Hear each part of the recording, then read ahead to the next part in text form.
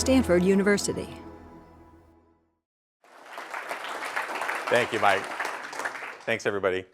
Boy, I've had kind of a exciting day. I took the afternoon to come down because I knew I'd be here to hang out with some of the people at Precourt and some of the other centers here focused on energy at Stanford. And despite my prejudice as a Berkeley grad, I have to say there's just some amazing people here doing really amazing work, and across such a broad range of topics. I've basically spent the last 4 hours getting inundated with a tremendous amount of information across a range of different subjects, technological subjects, energy market subjects, regulatory issues, et cetera. And I'm just hoping that I can actually keep my mind clear enough to remember what I came here to talk about. But anyway, it's great to be here. As Mike pointed out, I'm really coming here as a person who's on the industry side of energy as a developer, developing utility scale projects. My company, Recurrent Energy, has about 2 gigawatts of projects that are in development. That's roughly $8 billion worth of assets when fully realized. We've got about 600 megawatts of projects that are now contracted with utilities. So that's roughly about $2.5 billion worth of projects that we're in the process of constructing. So in a way, we're really an example, I think, of where the renewable energy industry has come in the past few years, from a place where it was particularly solar 10 years ago or 5 years ago even, was very much a sort of footnote to the energy industry, which was dominated by conventional fuels. And really the point I hope to start with today and really anchor the remarks I want to make is related to this idea of really recognizing the fact that the renewable industry, the clean energy industry, has come through a pretty remarkable transition in the last couple of years. Despite some of the noise that we hear on the political side of things, and despite some of the failures that we've seen out there, we've come to a place where we have an industry that's now participating in mainstream energy markets at a scale that was hard to imagine just a few short years ago. And ultimately, that becomes important in terms of thinking about how we sort of build our energy future from here. How does that reality, the reality that we've sort of arrived at a point in time or an era of mainstream clean energy, how does that inform our thinking about where we need to go with policy and where the industry needs to go in terms of communicating the role it can play in generating the electricity our country uses. The key point I want to start with is really just talking about the fact that, or really presenting some of the evidence that's out there that demonstrates this transition we've come through and demonstrates this sort of what a pivotal point in time we're at, and the fact that we really have entered this period where renewables are no longer on the outside sort of pounding on the glass to get into the room. We're now squarely in the conventional mainstream energy industry, and there are some numbers I'll share with you that I think will illustrate this really well. So those of us who are energy nerds probably noticed something interesting happened in September. If you look at FERC's energy report, it was remarkable what happened in that month, because basically the only new capacity that was brought online by utilities came from renewables, came from wind and solar. And the amount of energy that was brought on, or generating capacity that was brought online, was almost 500 megawatts worth of power. So you have a situation where renewables are suddenly in the place of being the only capacity in a given month of a year that's being brought online to generate electricity at utility scale, and being brought online at a capacity that, again, would have been very difficult to imagine in this industry just a few short years ago. What's interesting is that when you look further into data from the EIA, you look at the planned capacity additions. So basically, this is what utilities are telling government and researchers what they're going to build. What you see is that that September result was not really like a one-off or a fluke or an anomaly. We're going to see a lot more months like that, because what you've got up here is basically no surprise on the end, right? The biggest, everyone's aware that there's a shale gale blowing through the energy industry. Cheap gas is sort of the big story. And so there's a tremendous amount of new gas capacity planned. But I think what people are surprised to see is that wind and solar occupy positions 2 and 3. So really what this reveals is utilities, when they're putting out their plans about what they're going to build, you've got a world in which gas, solar, and wind are the top 3 technologies that are going to be built. So again, another great, I think, numeric indicator of just how far these industries have come from being sort of at the edges to playing a pretty mainstream part, or a pretty central role in mainstream energy markets. The other thing that's fascinating here is that this data is from 2011. So this data is old, and we know this data is actually understating the role that both wind and solar are playing, because wind in this last year, because of the threat of the PTC expiration, put about 12 gigawatts online in 2012 alone. And putting together various other industry estimates that are out there, you've probably actually got a pipeline that's in the range of 15 gigawatts of planned additions. Solar, similarly, the numbers are probably north of 10 gigawatts in the 12 or 13 gigawatt range. So still not as big as the gas column, but definitely getting bigger and indicative of the role that renewables are playing. To step it further, sort of one step deeper into the data, when you dig into the information that SEA has compiled in their large projects database, and you look at all the large utility scale projects that are being developed and the capacities that are there, what you see is an industry that's prepared to deliver substantially more. So the total capacity in development is closer to 25 gigawatts. So again, an industry that is increasingly measured in terms of large numbers of gigawatts and the ability to deliver power at a scale that is typically been associated with real energy rather than alternative energy. As you might expect, with sort of those numbers on the board in terms of where the development construction activity is that's happening in the utility industry, solar and wind renewables are starting to have a visible slice of the pie.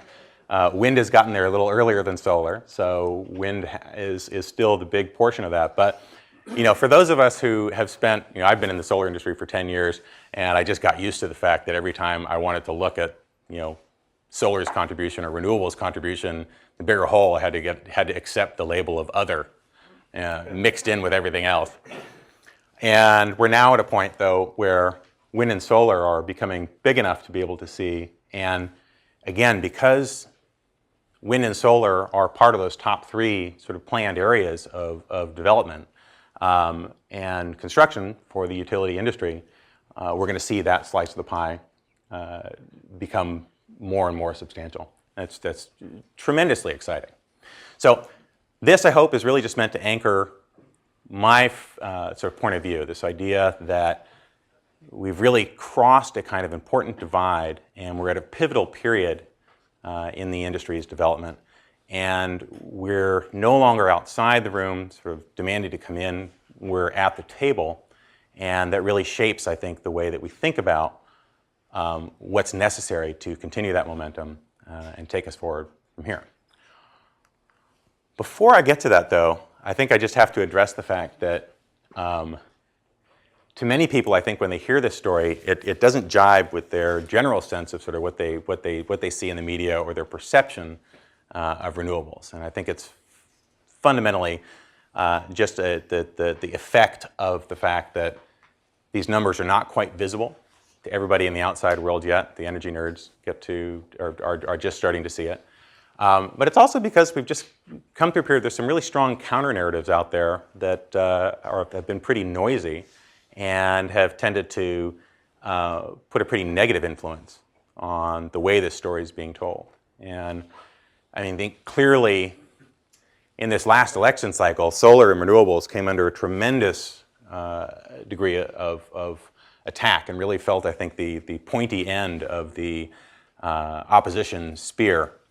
There was a study done last summer that basically indicated or demonstrated that 81% of the attack ads that were run against President Obama featured renewable energy as the primary sort of focus of that attack. And it's at the end of the day, we're all adults. I mean, I think the reality is that it's the flip side of having a administration make your industry or your cause a key part of their platform. It becomes important for the opposition to try and take that on and turn what is otherwise a success into a perceived failure. As I'll touch on later, the interesting thing is that this attack and the just withering approach to talking about renewable energy has not had a significant impact on the public's perception of the favorability of renewables. It has continued to perpetuate the myth that renewables are expensive and unreliable, which the industry has to focus on dealing with. But despite these attacks, the industry remains at the top of the general public's favorability ratings in terms of types of energy technologies. Another part of the narrative that's been out there has been really driven by the stock market. And I think your colleagues at the business school could probably give you 10 reasons why you don't want to judge the health of an industry by looking at the share prices of businesses in that industry.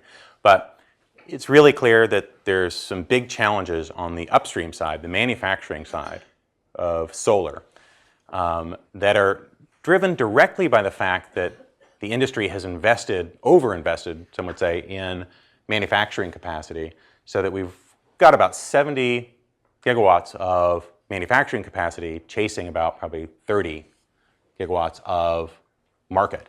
And as a result, margins have collapsed. And it's very, very challenging to be a business that's in the upstream side of the industry making solar panels to make a profit. What that has masked is the fact that there's a silver lining to this, which is that this overcapacity has effectively accelerated the industry's progress to a point of cost competitiveness that has stimulated demand. And it's part of the reason why solar is such a big part of utility build plans now, because solar is increasingly cost competitive clean option for generating electricity. And so this analyst from Lazard, I think, said it very well, that solar has evolved into a $100 billion annual industry with 20% growth, yet one would not derive this conclusion by looking at the share prices of public companies. So don't make that mistake. Look at the numbers that we're putting on the board in terms of generation and total capital deployed, not necessarily stock prices of some of the more visible companies. Another unfortunate coincidence was just the fact that the production tax credit, the PTC, which is the primary incentive provided to the wind industry, was expiring in the same year that we had a presidential election, and thus became hung up in the sort of gridlock that descended on Washington last year. And as a result, the wind industry, for all the right reasons, went out and promoted the idea that the wind industry was going to be destroyed if the PTC was not renewed. The only unfortunate side of that is that also perpetuated the narrative that the wind industry was, hooked on subsidy, and creates the impression that it's therefore expensive, non-competitive. The reality is that there are a tremendous number of wind projects that would be viable without the PTC, but the disruption that cliff expiration would have had on the industry was tremendous and significant enough that it was important to push for the renewal.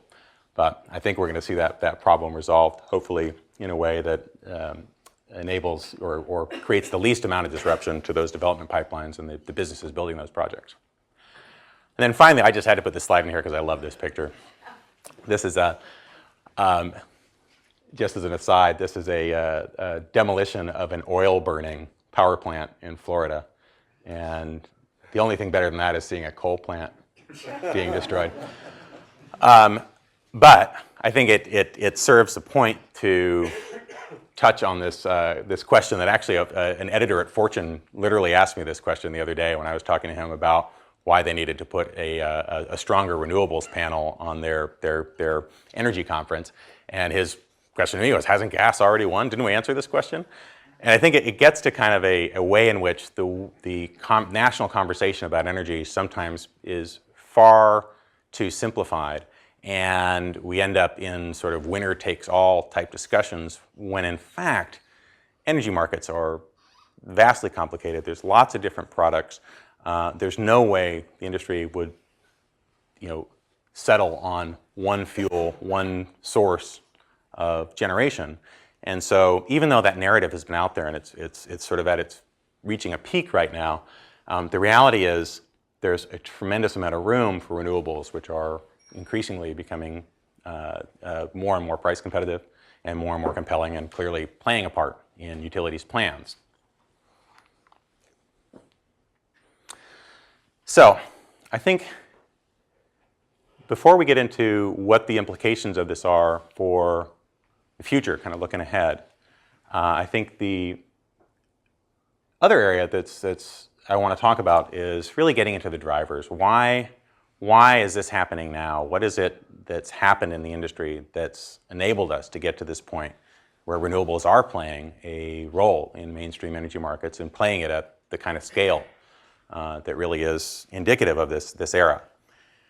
And it really comes down to four things. And these are four things that were the big questions about the industry when I first got into it 10 years ago, and are finally, I think, being answered by the industry in a way that is ushering us into this period. But it really has to do with the industry's ability to deliver scale, the ability to come down the cost curve and demonstrate that renewables can be competitive. It's the ability, now that it's being deployed at scale, to answer questions about reliability. How can a grid be operated with a high degree of intermittent resources? And then finally, answering questions about bankability. Can the industry attract the capital necessary to deploy assets on a large scale, capital-intensive assets on a large scale?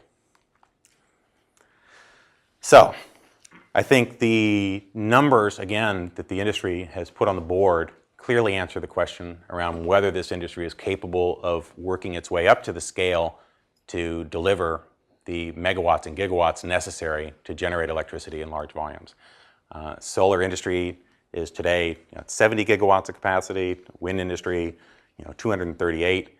These are again numbers that are at the kind of scale that put it into the leagues of ability to deliver on an annual basis, generating capacities that enable it to participate in conventional energy markets. So we've answered that question, yes. I won't dig as much into what's driven costs in wind, because that largely happened several years ago, and I think people's understanding just from media around sort of how competitive wind has become is already out there. And I do want to focus more on what's happened with solar, because this is an area that I think still people don't quite grasp how dramatic the changes have been. The reduction in costs that's occurred in this industry is one I doubt I'll ever see in any other industry I'm involved with. It doesn't happen very often, but we've basically seen the solar industry go through a period in which costs at the module level, so solar panel level, were reduced by 65% over the last 2 years.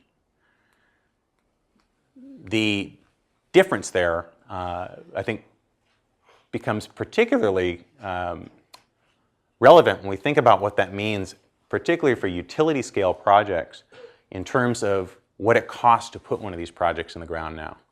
When I first got in the industry 10 years ago, the metric was around $9 a watt. Today, we've reached the point where at my company, at other utility scale developers, we're able to put solar power projects in the ground. We can now see a point in time where we can get them in the ground for less than $2 a watt.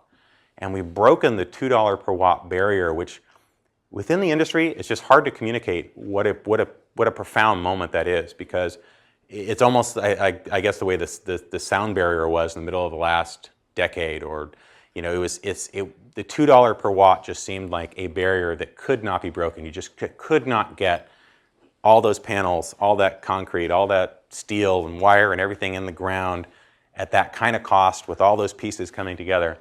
And the exciting thing is that module cost reduction, which now represents a minority of the project cost, has enabled us to get down to the point where we can just focus on squeezing cost out of the rest of the balance of plant, and enabled us to get to this point where we're now breaking through that barrier and can see, a path to going even lower.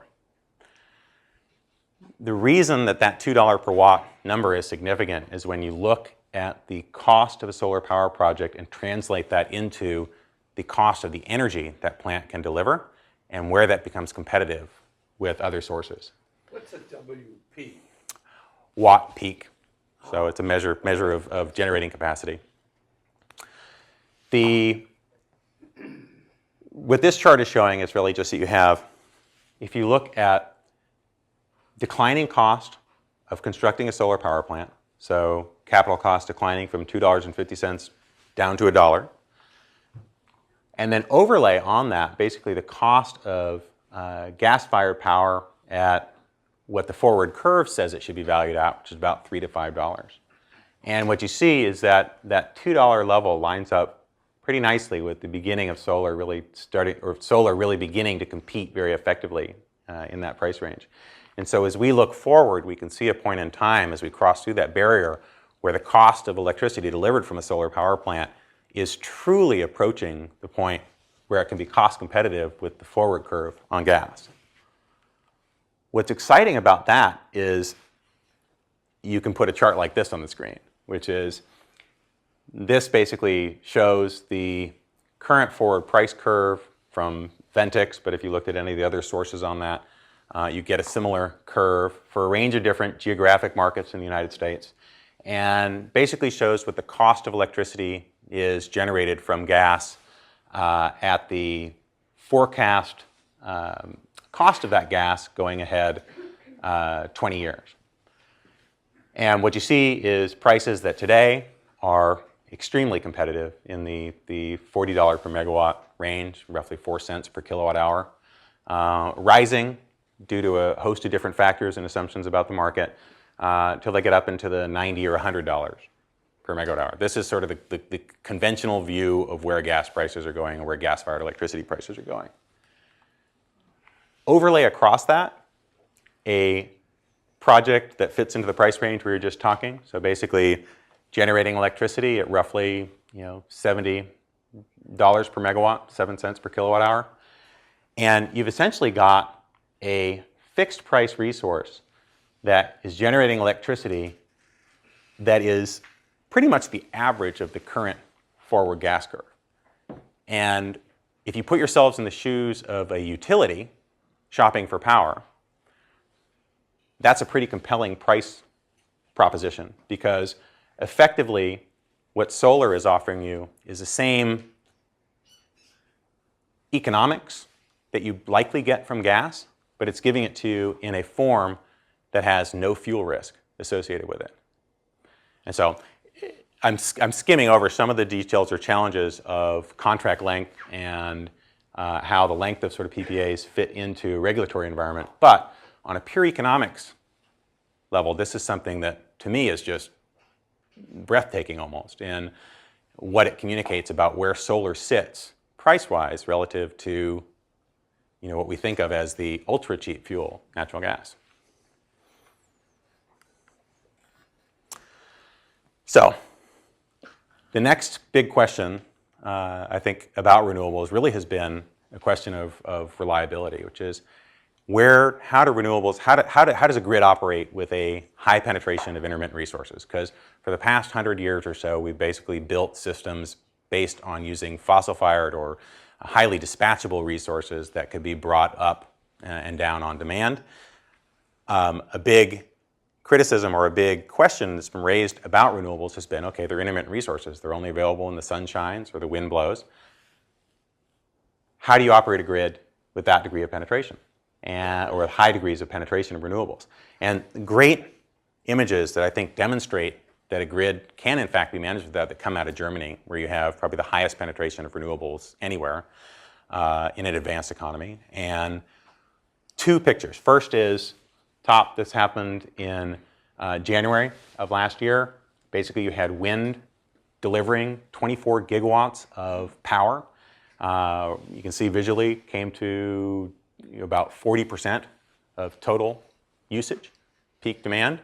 So you have a situation where wind was delivering a very, very large component of electricity need. And you can see how the more dispatchable resources sort of underneath that are just following that intermittent curve and providing exactly the right amount of electricity to keep the whole system stable.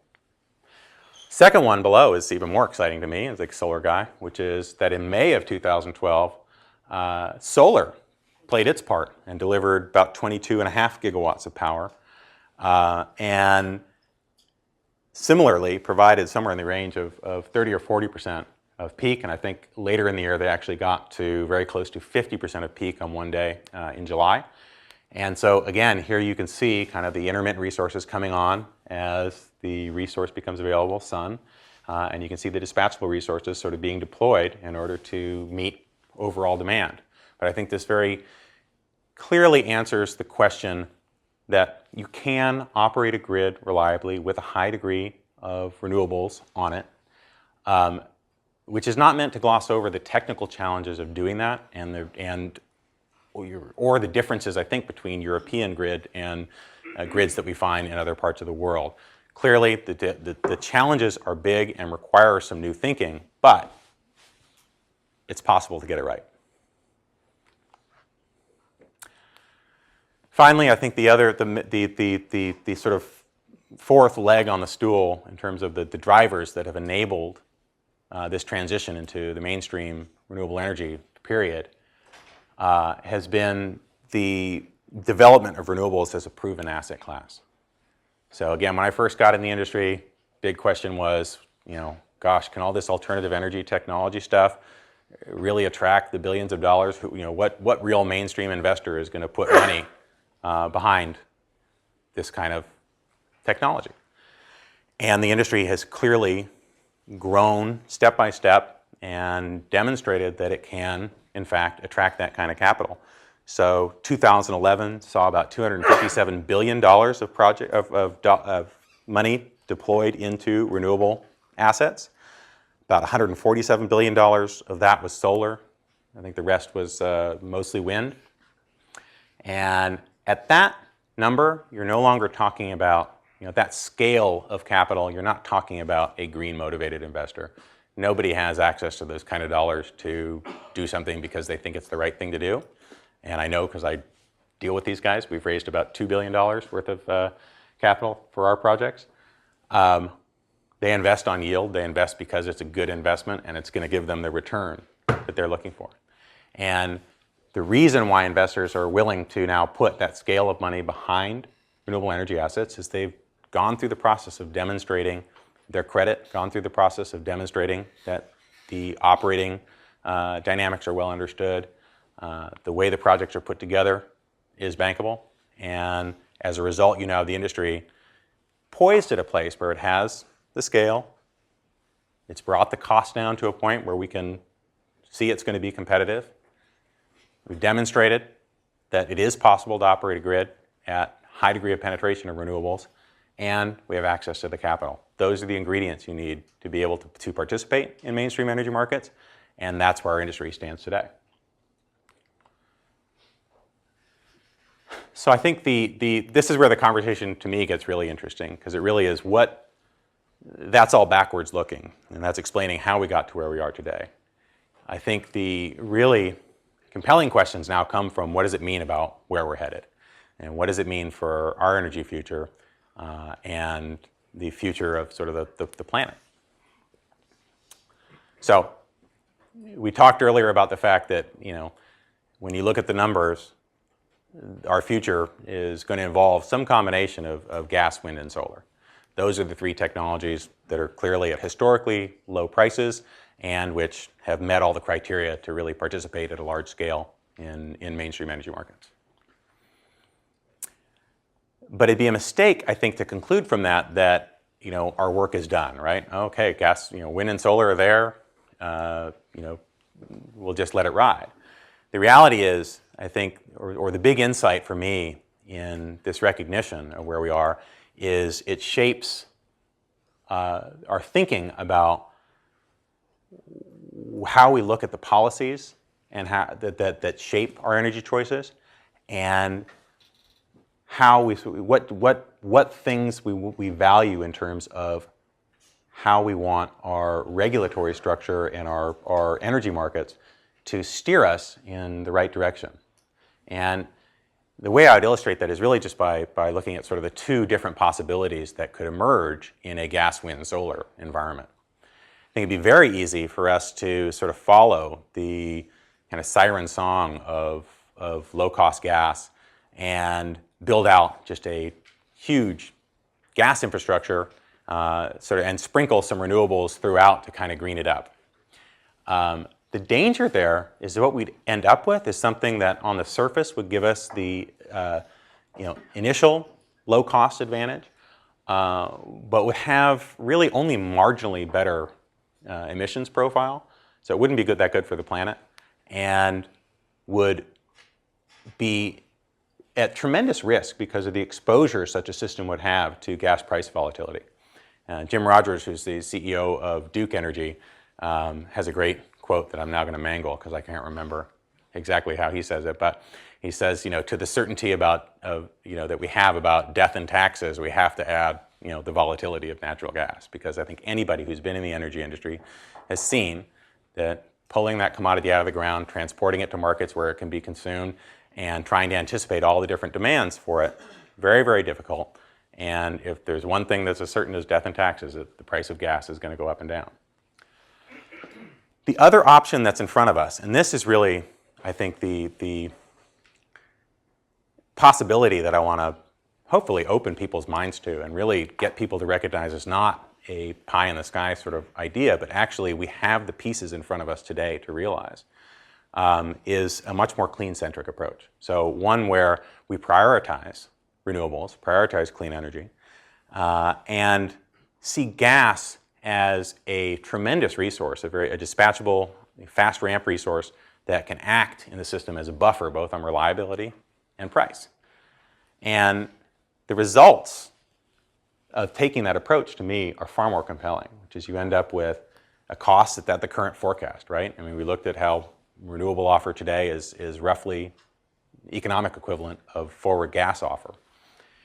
But you end up obviously with a much better emissions footprint, and because of the diversity that you'd have in such a system, I'd argue you'd end up with much greater price stability as well. So I think the important thing here is kind of a shift in frame of mind for people on the industry side, people on the policy side, looking at what policies, what levers we're trying to pull in the policy environment, where are we trying to direct the industry to go.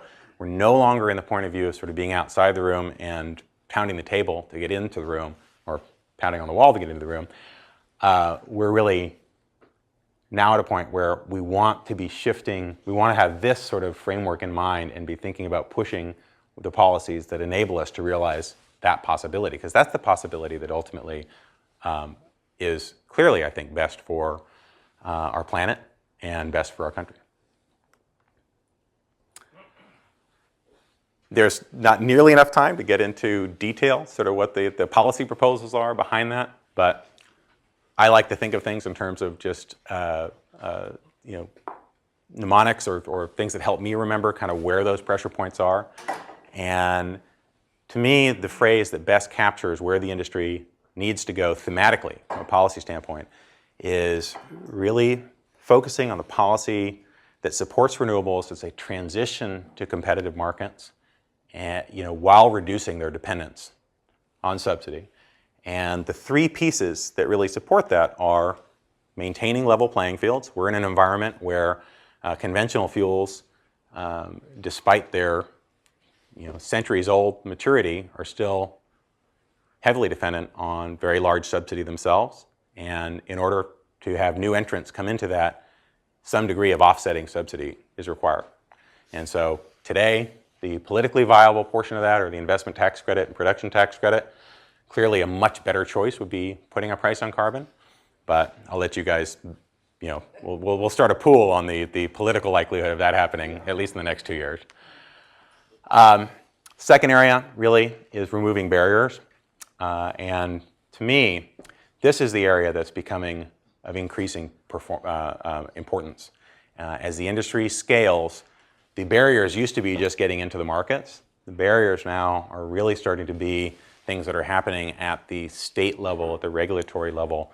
There's been some good work that was done here coming out of the Hoover Institute that talked about the tensions that are emerging in California between a state that wants to radically change the profile of its generating infrastructure, but wants to do it through the existing regulatory institutions that were designed for a totally different industry. And we see those challenges at the permitting level, at the way that utilities procure power. We see it in the way that interconnection is done. There's a lot of work that needs to be done there, another key area to push. And then finally, we just have to make sure that the way those policies come together maintains access to capital to that industry, because we've got to put those billions of dollars to work if we want to put those gigawatts of assets into the ground and generate electricity. There are a lot of different sort of ideas for how we maintain that, but I think probably the most important one is the one that's in the lower corner, which is maintain a stable policy environment. And we don't, one of the things that's most disruptive to a developer or to an industry is the environment we've seen for the past couple of years, where we have kind of on again and off again policies that make it very hard for investors to act with confidence and make it very hard for developers to act with confidence in building our businesses and putting assets to work. So this is, I think, a nice slide to shift to, I think, the closing remarks I want to make, which is the reason I feel optimistic about our ability to achieve this shift in our policy environment and get the right policies in place ultimately comes down to what the numbers tell us about where public opinion is on this stuff. And I was surprised to see this, so I assume many of you would be surprised to see this too. But during the last couple of years, when I think the main narrative in public media has been a climate denying sort of narrative, we've actually seen a 13 percentage point increase in the number of Americans who believe climate change is real since 2010. So despite all that noise that's happening on Fox and a few other places, the underlying understanding of this issue has been improving sort of consistently. And we've reached a point where today, again, this is a survey done by Yale and George Mason, 88% of registered voters support some sort of action to reduce global warming, even if it has economic costs. So all this stuff that we hear out there about how voters and businesses don't want to do anything that might have any economic impact, and they'll reject any proposed change to climate policy, doesn't really fit with the actual public opinion numbers. And this is just one poll of many. This result is sort of repeated in a number of different studies. I could probably put up 6 different slides that would all demonstrate that same story. The other thing that I alluded to earlier is that despite all of those attacks on renewable energy in the last couple of years, all this stuff about Solyndra, all the stuff about crony capitalism and all that kind of stuff, they didn't have a real big impact on favorability of renewables and Americans' perceptions of where they want to go. And in a poll that was done last year, asking voters basically how significant should each energy source be for our country, solar tied with natural gas at 77%, wind right behind. And again, there's a number of different studies that give you very, very similar results that show that wind and solar, renewables, sort of that clean energy vision, enjoys very high favorability ratings with voters. So to me, that gives me a tremendous amount of confidence that one way or the other, we're going to find our way through that policy maze and arrive at a policy that delivers that clean-centric picture. And I think the key ultimately to doing that are the last barriers to remove.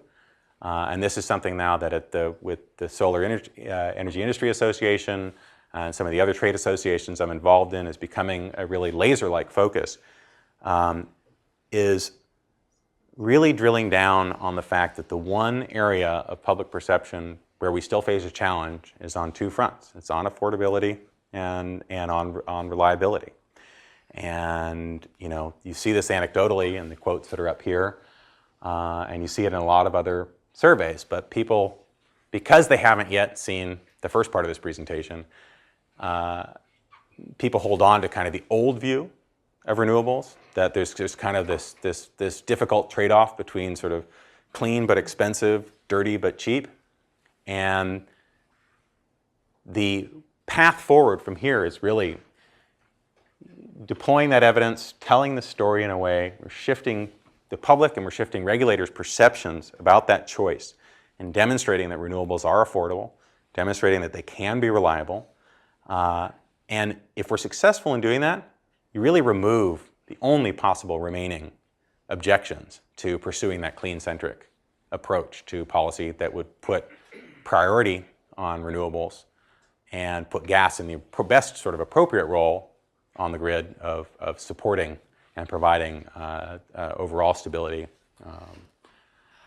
So to me, that is one of the exciting insights that comes from this new era that we're in. And I think I don't have a wrap-up slide that puts it all down in text, but what I would say is I hope you walk away from here with a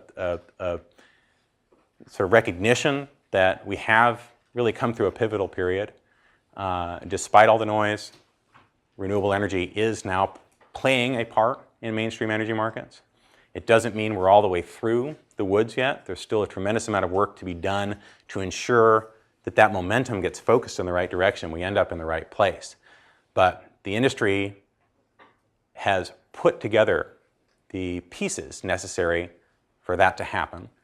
And it's now really just the work, I think, of those of us in the industry, those of us in this room, to figure out how to pull on the right levers and shift policy, shift public opinion in the direction that ultimately favors this outcome. Because I think in the end of the day, it's what's going to be best for the planet and it's best for our country.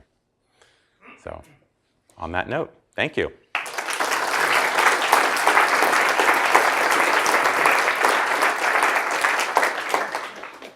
Okay, we have time for some questions. A report came out last year from Lawrence Berkeley National Lab that showed that the installed cost of residential PV in Germany is half that of the US. Mm-hmm. So I'm curious how much of that you attribute to the business innovation side in terms of soft costs and how much to the policy side of things. I'm less familiar with that side of the industry just because I work on the utility side, but I do know from SIA, because that report was one that was widely discussed in the trade association. I think the current view is that's largely the effect of what we call soft costs. It's the challenge, the costs that are imposed on the industry right now by the marketing challenges in the current sort of utility environment, if you're selling against the utility, and it's the cost of permitting, which in the US are a huge challenge to residential rooftop developers, because literally every jurisdiction you go into has a different requirement about how they want to see that system installed and designed, and it just creates this huge overhead for companies like SolarCity or Sunrun or Sungevity, who are trying to deploy rooftop solar on a broad scale. And I know that there's a huge effort then at the Trade Association now to standardize, provide permitting jurisdictions with a standard sort of set of requirements and really promote that directly to those of the permitting authorities, but also to do it by pushing them through the National Electric Code and building codes. It's a slow process, but it's one that I hope we make progress on, because the advances that $2 a watt level is a number that happens in the utility scale side of things. The residential side, as you noted, is still struggling, I think, to get down below $4 a watt for all those reasons. The cost of solar electricity really interests me, and I can't get any answers to it. You talk in capacity numbers, but I'm interested in what does it cost per kilowatt hour, and California's PUC refuses to tell me. It says it's all proprietary. Mm-hmm. Now, my question to you is, if I take away the subsidies how much per kilowatt hour do utility scale solar electricity plants get without the subsidy? So without the subsidies, you're probably talking in the 9 cents per kilowatt hour, so probably, 90 bucks. If it's not That's, it's tremendous. I mean, I think it reflects the fact that cost has really come down substantially. a few But I years want ago, to, but it I, was 20 cents. yeah, no, it was quite a bit higher. But what I want to make sure I do is I don't leave it on that comparison, though, because I think that that's an unfair comparison. At the end of the day, producers of natural gas, people who pull coal out of the ground, and all those well-established fossil industries enjoy just a massive amount of permanent subsidy in the tax code. And so it is unfair to compare an unsubsidized solar cost to a subsidized fossil fuel cost. So the only thing I can do is say the more appropriate comparison is to compare the subsidized cost of each of them right now. And solar, as you point out, has come down so tremendously that the subsidized comparison is around probably 5 or 6 cents for gas today at the current spot price, and 7 or 8 cents for solar. The spread between those two is pretty narrow, and as that slide showed earlier, if we return in the direction that the markets think we're going to go, to a $3 to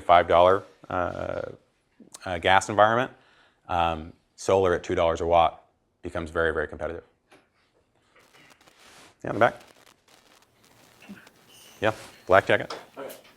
So from a utility perspective, I noticed that you were comparing natural gas to solar, and I felt that the renewable energy, or if you want clean energy, was constrained only to renewable energy. I was wondering why there was no mentioning of clean coal and clean gas and CCS in that process, and how would that change the mix? I don't know what the cost of those are, because all the projects where there have been attempts to generate to capture carbon from fossil fuels have either been abandoned or have been, to date, sort of not commercially feasible. So it's hard to say. I know Duke had a big clean coal project that they abandoned last year, and they cited the fact that it was not feasible from a cost perspective. I know there's a lot of work that's gone in there, but it is not visible in the market today, so it's very hard to compare what that cost is. And I think it's also unfair, ultimately, to compare technologies that are just at the beginning of their commercialization stage to technologies that are in the market and participating. So it's a really hard comparison to make. But I think if you're trying to build a clean energy future and your focus is on eliminating carbon emissions and other types of air pollution, if you could see coal or gas or something else truly operated in a clean fashion, I don't see why it shouldn't be a part of that. Yeah? So what keeps you awake at night? I'm as you can tell, I'm something of an optimist. I've been an entrepreneur my entire life, so that also tells you I'm an optimist. I think the thing that I worry about is just that communicating this story is really hard, and energy is a vast subject that touches on a number of different disciplines, and it's sort of like the three blind men and the elephant. Getting everybody to understand, getting a regulatory expert to understand a highly complicated technical problem, and getting the right regulation in place to ensure that the best technologies, the best cost technologies emerge, and that we go down the right road it's not a process that anybody is in control of. It's a political process. And, I forget who it was, but the British politician who said, America always does the right thing, but only after doing all the wrong things first. Churchill, yeah. My worry is that would be the thing that keeps me up. It takes us 15 years to deploy what is available to us today. Yeah. Yeah, an observation first and then a question.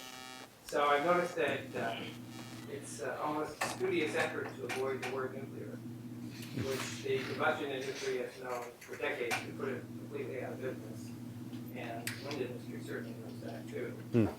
As a solar supporter myself, and a member of the Sierra Club that looks for local solar, you're then talking about industrial solar, power plants, which consume land and waste power and transmission. But the point I would like you to answer is, we have a problem when we talk about renewables with other people because most of the industry tends to lie. They talk about capacity, nameplate capacity, which means absolutely nothing. If the sun isn't out that day, or if the wind doesn't blow, the nameplate can say whatever it wants. So those numbers that you put up there, like the 15 gigawatt, is that capacity, or is that 24/7 average? That's nameplate capacity. So what I'm getting at is you're undercutting your own effort when you start just falling into the trap of putting up nameplate capacity. That doesn't mean anything. it's a tricky one. I mean, I think it does. It's not tricky. It's engineering. It's a lie. It's an engineering lie. Let me tell you that, frankly. Well, I think so we have this debate all the time internally at my company and within trade associations and elsewhere. I mean, I think it gets to exactly it kind of gets to the point I was making just a moment ago, which is that in energy you have a different conversation when you talk with an engineering audience than you do when you're talking with a policy-focused audience. And I can tell you that most of the people who aren't on the engineering side of our business don't even understand the difference. So the distinction you're trying to make. You should make an effort to make sure they do. They should. As a responsible CEO, just like the Duke guy, as a stockholder in Duke, and you knowing him, he knows what his nuclear plants can do. Yeah. So I don't. So from a. Why not talk about it? I mean, I'm not an expert on nuclear, and I'm actually, in general, think that we'd be fools to put aside the nuclear capacity that we have, because it is it's what, 20% of our capacity right now, and it's carbon free and it operates safely. I think there are big questions about obviously waste and other parts of it that need to be evaluated.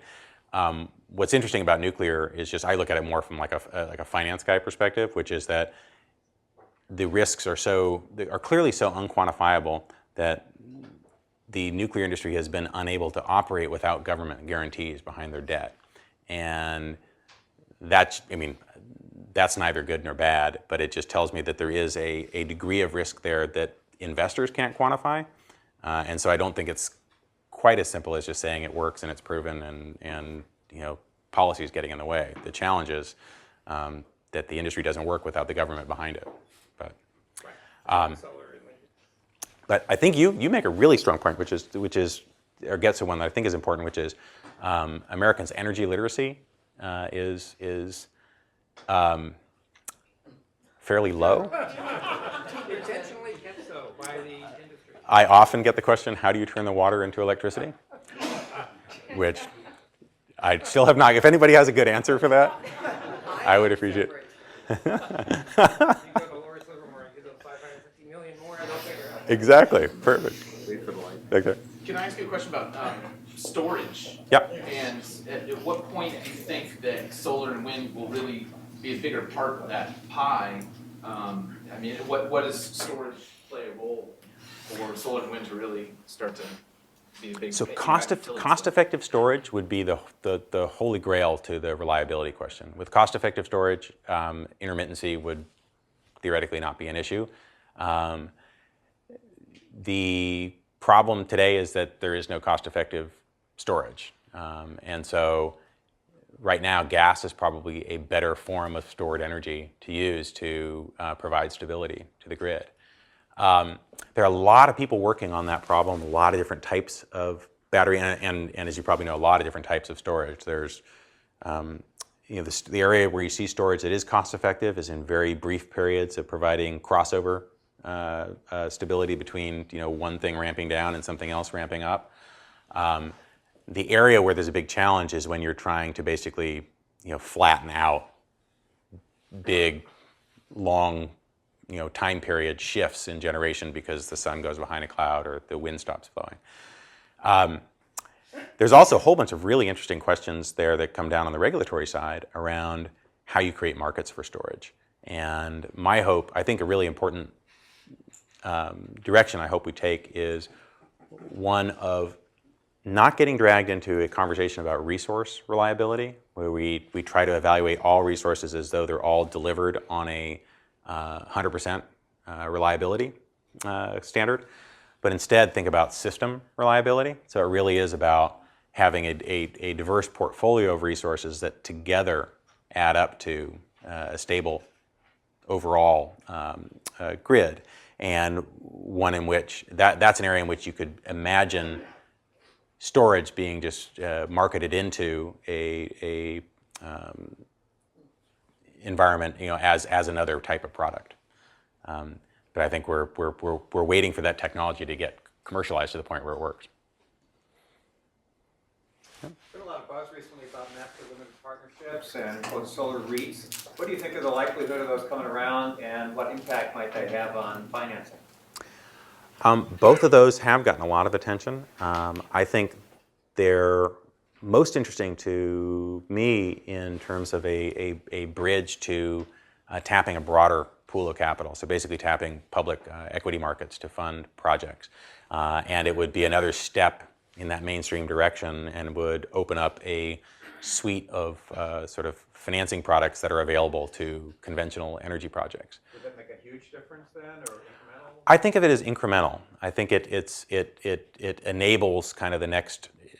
It makes that pool of capital bigger, which means that developers have a broader set of choices, and it probably means that we continue to drive the cost out of financing the projects, which helps to reduce the cost of electricity. The interesting question will be, MLPs are really at risk in the current tax reform environment in DC, and the Solar Industry Association has been pounding on opening those up to renewables, and the MLP Association has basically been trying to run as far away and hide as far away as they can, because they don't want to be on the chopping block. So it'll be an interesting dynamic there.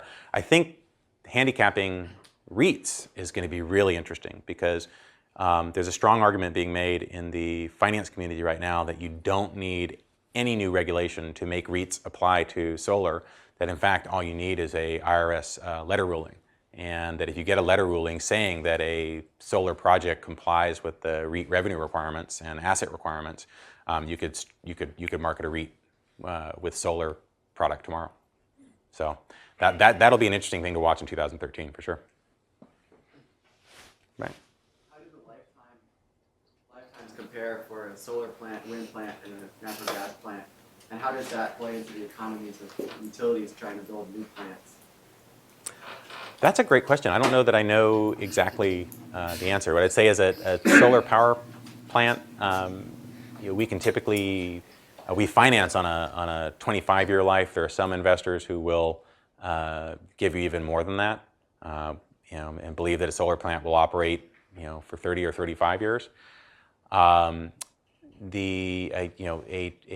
wind plant, I'm not sure, what the lifetime is, but all those calculations go into the financing and determination of kind of what cost of power, or what the levelized cost of power is that they're going to sell at.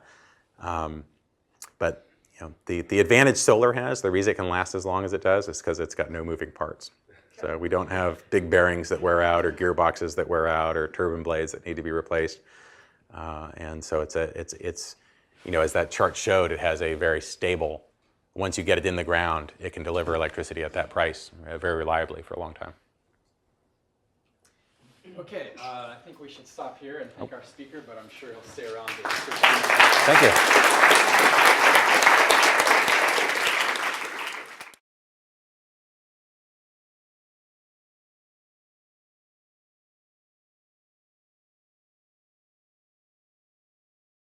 For more, please visit us at stanford.edu.